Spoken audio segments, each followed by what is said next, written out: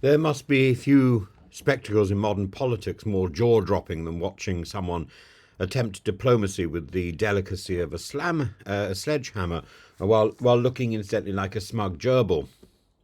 And of course, I'm thinking about J.D. Vance, the U.S. Vice President J.D. Vance, whose foray into Greenland affairs has left both Copenhagen and Nuuk reeling. Vance's visit, cloaked in the respectable veneer of Arctic security and strategic foresight, was in fact a ham-fisted pitch for American ownership of a territory whose people want neither annexation nor the arrogance of all that sort of takeover bid.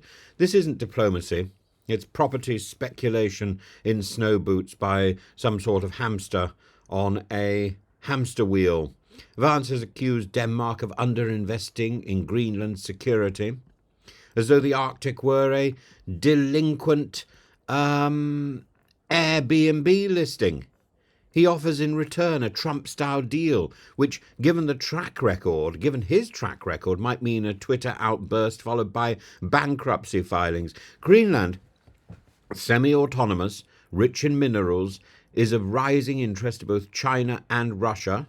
But when Vance fails to grasp, or worse, ignores, the thing is that Greenlanders are not pawns in a geopolitical monopoly board. A January poll showed an overwhelming majority oppose any US takeover, and their Prime Minister called the visit disrespectful, and Denmark's King Frederik, with rare royal candour, stated his love for Greenland remains intact, as if responding to a jealous suitor rather than a NATO ally gone rogue.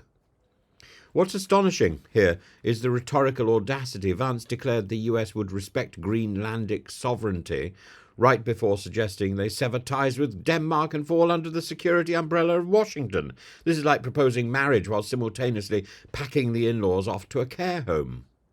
He even attempted to reassure Greenlanders that the US wouldn't use military force to seize their island. Well, thank heavens for that. Nothing says diplomatic finesse quite like the clarifying of that sort of statement that one won't invade. And while Usha Vance's intended dog sled diplomacy was meant to warm hearts, it ended up frosted over by protests and itinerary cancellations. Apparently the Americans were going door to door saying, "Would you like a visit from Vance?" No. Instead of attending the race in Sisimiut, the Vances retreated to the relative safety of the Pitufik space base, nearly 1,000 miles from any actual Greenlanders. It was, as one commentator wryly put it, a visit far away from anyone Greenlandic, and all the cars, all the lorries which had been brought for the vice presidential visit were subtly put back on the plane. Of course, the real aim is no secret.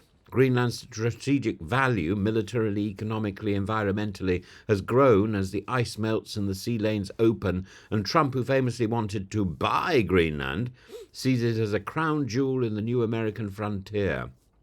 Vance, parroting this vision, now claims the US must act before China or Russia do. But if that's true, one wonders why the approach feels more like a real estate pitch than a security partnership. To Greenlanders, it smacks of recolonization. There's a local politician called Olsen who put it, we're afraid of being colonized again. Having endured 300 years under Danish rule, Greenlanders are understandably wary of exchanging one distant overlord for another, especially one with a penchant for brash ultimatums. Even Denmark, typically a model of Nordic restraint, has had enough.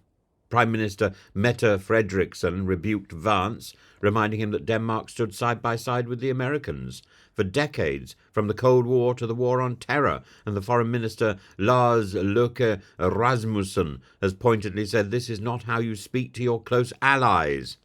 And yet Vance has pressed on his message that the United States would respect Greenland's sovereignty just as long as they make the right decision and partner with America. It's the diplomatic equivalent of holding out flowers with one hand and a prenup with the other. What Vance and Trump fail to appreciate is that soft power requires more than shouting loudly in a frozen airfield. You do not win friends or islands by belittling your allies, staging uninvited visits, or dismissing the cultural identity of the people you claim to protect. In the end, J.D. Vance has proved himself a hamster hamstrung by the pendulous drag of his own arrogance, trapped in a wheel of self-importance, sprinting towards a delusion of American entitlement in the Arctic. Greenland is not for sale. Its people are not a chess piece in a superpower's Arctic strategy, and if the United States truly values democracy and sovereignty, it would do well to listen to the voices from Nuuk rather than shout over them from Pituflik.